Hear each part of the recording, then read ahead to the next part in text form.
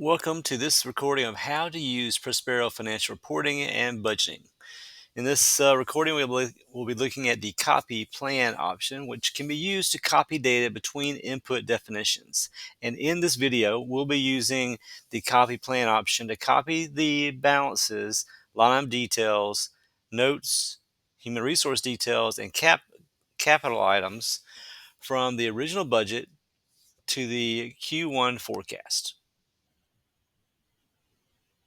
So we're going to use our copy plan tool to copy our original budget for 2025, all of the account balances, the line details, the HR resources, the capital details. We're going to copy all that from our original budget over to our new Q1 forecast, which right now we do have some actuals for 3 months, and we're going to populate the rest of the months with a forecast as a copy of the original budget.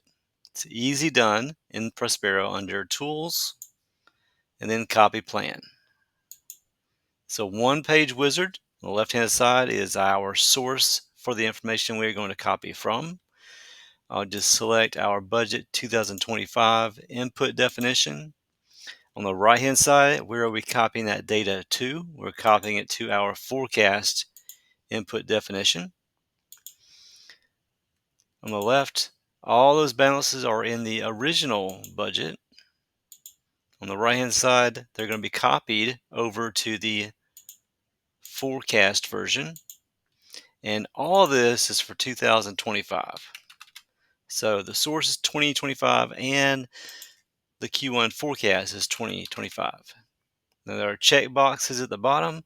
I'll just go ahead and check all these boxes for all the account balances, human resources, custom input if we had any. We don't have any for this example. Line item details and capital details. And when I click copy, this is a very quick, I get one little warning message. That's fine. We do intend for this to be delete everything over in the target destination and copy in the original budget information. Click that once, it's done. Nothing shows up here until I actually refresh the screen for the forecast.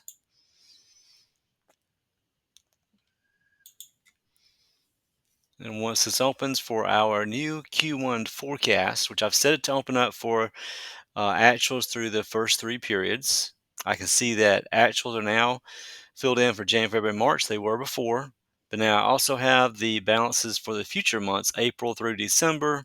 Got those filled in. We have line item details that are copied in from the original budget, and we have some comments and notes as well. And it also populated human resources for us and capital details. All of that with that one screen wizard for copy plan. Easy done.